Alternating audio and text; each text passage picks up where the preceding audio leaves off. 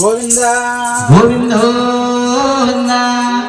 గోవింద గోవింద గోవింద.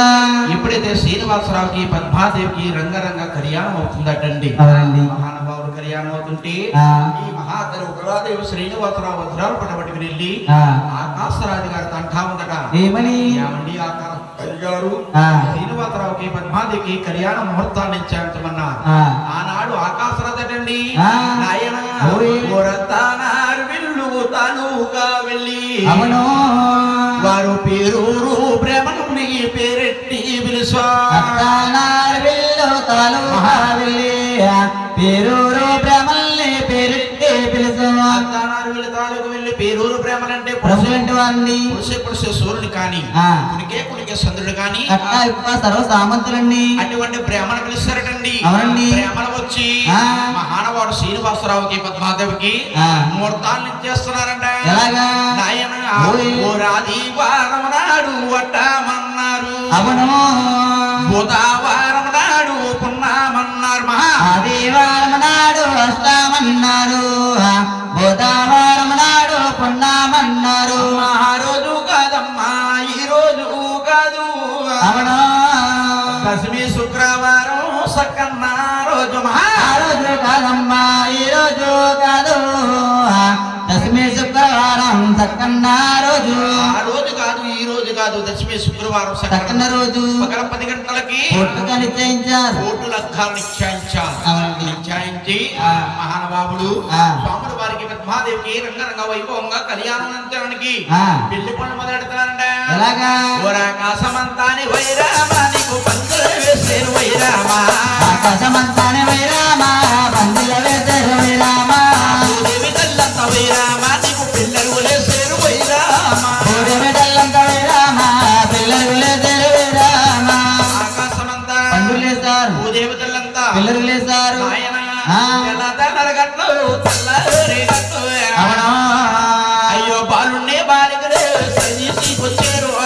తెల్లరి గట్ట తెల్లారి గట్ట బాలుని బాలికని సరిదికొచ్చారు. బాలున్నే బాలికని సరి తీసుకొచ్చారు. అవునండి. ఎండి పిట్టలు 2 ఎడగలు వేస్తారు. ఎడమలగా వేస్తారండి. అవునండి. టెంకాయ కొట్టి 2 చెక్కలు చేస్తారు. ఆ మహానవాడు శ్రీనివాసరావుకు చెక్క ఆ పద్మాదేవికి చెక్క ఇచ్చారు. అవునండి. మహానవాడు శ్రీనివాసరావుకి ఆ. మహానవాడు పూజ చేస్తున్నారంట. ఎలాగా? విఘ్నేశని పూజ వైరామా నీకు ఎంపుగా చేసేరు వైరామా. విఘ్నేశని పూజ వైరామా ఇంపుగా చేసేరు వైరామా. మగవారుడు కాబట్టి మహానవాడు శ్రీనివాసరావు విఘ్నేశ పూజ చేశారు. ఇంపుగా చేస్తారు. పద్మాదేవి పూజ గణపతి చేస్తారు. నాయన ఓయ్. బ్రహ్మని పూజ గణముగా చేసేరు. వందనము బాబయ్య గౌరమ్మ తల్లు. గౌరమ్మని పూజ గణముగా చేసేరు. వందనము బాబయ్య అమ్మాదిలో. గౌరీ పూజ గణముగా చేయించారు. నాయన ఓయ్. శ్రీనివాస దోషులు కొన్ని తలంబరాలు పోస్తారండి. అవునండి. పద్మాదేవి దోషులోని 2 తలంబరాలు పోస్తారు. ముమ్మారు దేవతలు వైరామ మరుపాలుగా పేరు వైరామ. మమ్మార దేవతల వైరామా మృపాలుగా పేరు వైరామా. బ్రహ్మలే చేరు వైరామో బ్రహ్మములే చేరు వైరామ. ప్రేమలే చేరు వైరామా బ్రహ్మములే చేరు వైరామా. పాలు తగ్గించి కంకణాలు కట్టారు. కంకణాలు కట్టారటండి. అవునండి. జీలకర్ర బెల్లం తెచ్చి సుమూర్తి చేయించారు. ముహూర్తం చేయించి ఆ. మాధవ మధ్య అవుతారా కుదిరా కూర్మ చదువుతారా. పద్మాదేవి మెల్లో 3 ముళ్ళు వెయ్యవయ్యా. అవును. అలాగని మన శ్రీనివాసరావు ఆ. పద్మాదేవి మెల్లో 3 ముళ్ళు ధరించాడు. గోవిందా. ఎప్పుడైతే 3 ముళ్ళు ధరించాడు ఆ.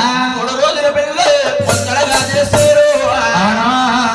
నీకు 5 రోజుల పెళ్ళి 3 రోజుల పెళ్ళి ముచ్చటగా చేశారు. 5 రోజుల పెళ్ళి ఎవరేడి పిల్లు. మహానుభావుడికి ఆ రంగరంగ వైభవంగా ఆ కళ్యాణం చేశారు. గోవిందా.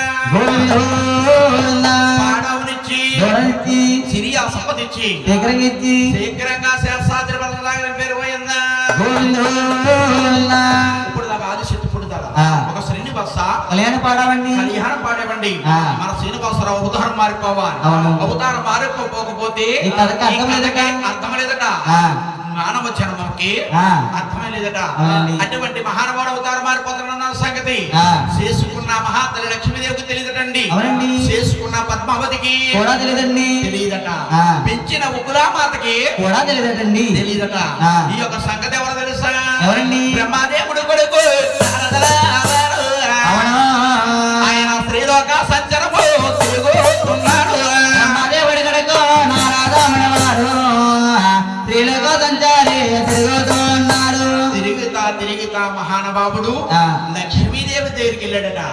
అమ్మా లక్ష్మీదేవి మా చిన్నాన్న శ్రీనివాసరావు ఉదాహరణ మారిపోతున్నాడు. ఈ సమయం అందులో నువ్వు వెళ్ళకపోతే నువ్వు లక్ష్మీదేవి కింద ఉండిపోతావమ్మా. ఆ మాటలాలకింత లక్ష్మీదేవి పరుగున వస్తా ఉన్నది. శ్రీనివాసరావు 9వ రోజున కళ్యాణం చేసుకుని ఉగ్రామాత కూడా అనుమతిగా తీసుకొస్తా ఉన్నాడు. వచ్చే పద్మాదేవిని మహాతల్లి శ్రీనివాసుని చూసిన లక్ష్మీదేవి అడగట అయ్యయ్యో నాదా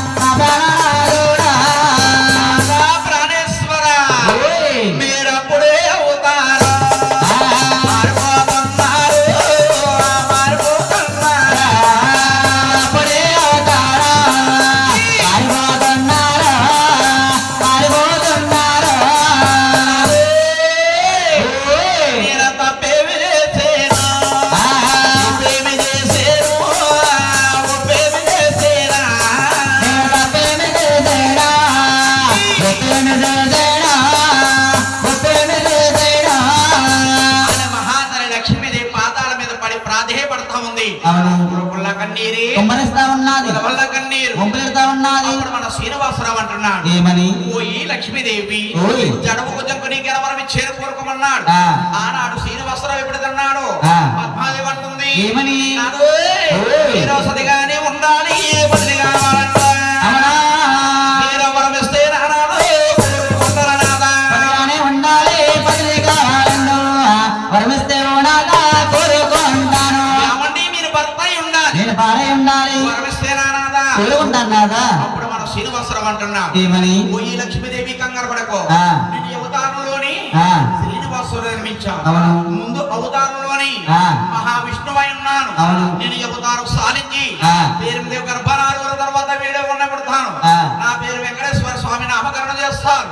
నామకరణం చేసిన తర్వాత నువ్వు అవతారంలో లక్ష్మీదేవి కింద ఉన్నావు. వచ్చే అవతారంలోని ఆనమూరు తాతయ్య కుమారుడు హాలమాతారు కూతురు అరివేలు మంగాదేవి జన్మిస్తావు. నువ్వు నేను మేనత్త మేనమామ బిడ్డలవుతాం. నిన్ను నాకు ఇచ్చి కళ్యాణం చేస్తారు. నిన్ను కళ్యాణం అంటే ఆడతాను కానీ ఓ అమ్మాయి నీతో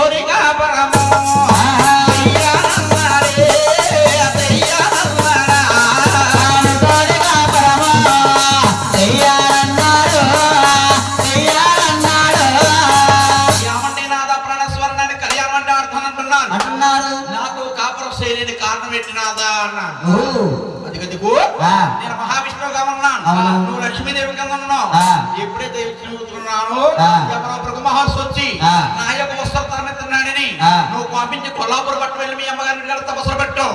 నేను కళ్యాణం అంటే ఆడుతాను కానీ నువ్వు అమ్మాయి కరివేపాకు లేదు కాపురం లేదని 30 తిప్పలు పెట్టి 3 చెరువులు నీళ్ళు తాగిస్తానన్నా.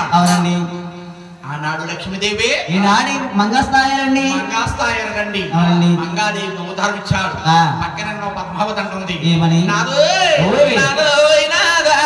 నా ప్రాణనాదో ఎంత పని చేసేరు నా పుణ్య పురుషో నా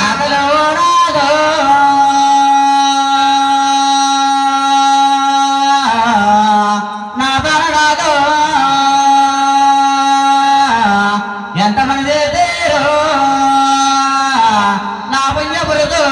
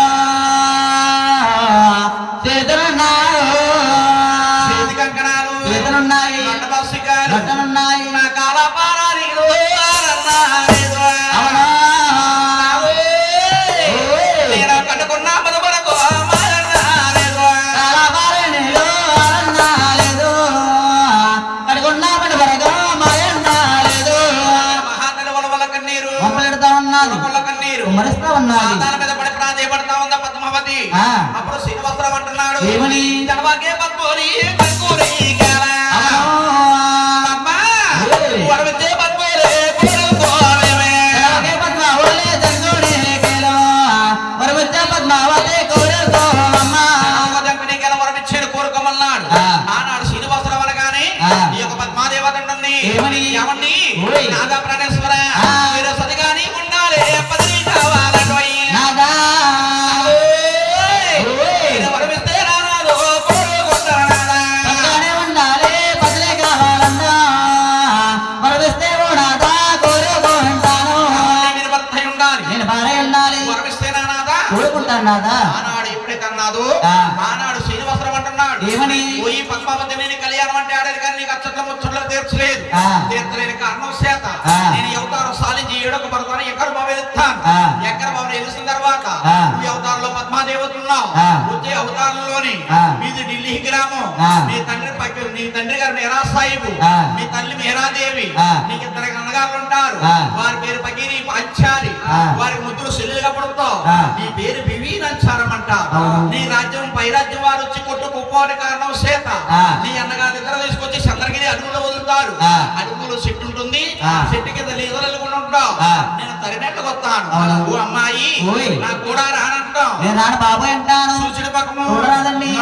పెట్టరాదండి వాడండి వాడండి అంటాం అమ్మాయి కాదకూడదని నా ఏడొక్క భర్త నీ కాలు దుక్కు తీసుకెళ్తా ఏడొక్క భర్తనే ఉంది తెలుసా ఏముందండి 12 సేకుల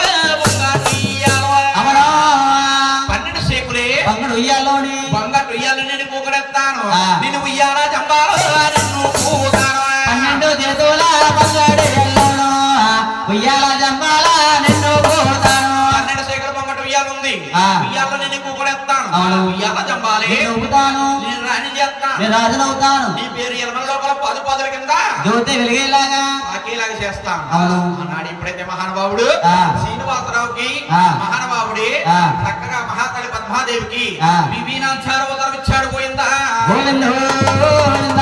కన్నా తల్లి కన్నా పెంచిన తల్లికి ప్రేమకూడండి ఆనాడు ఇలా మాట్లాడుతుంది ఏమని కుమారా కొడుకు నా కొడుక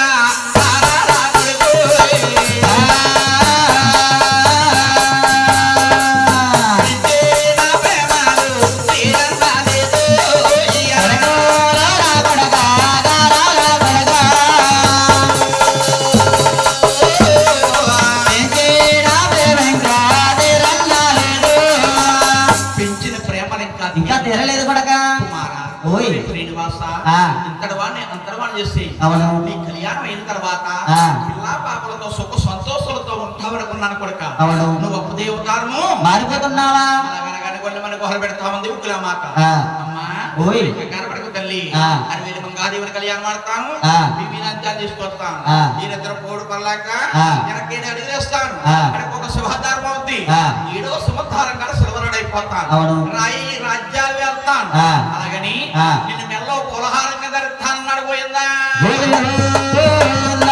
ఎవరికి ఇచ్చి వరము ఎప్పుడైతే శ్రీనివాసరావు వెనక్కి దేవుడు 7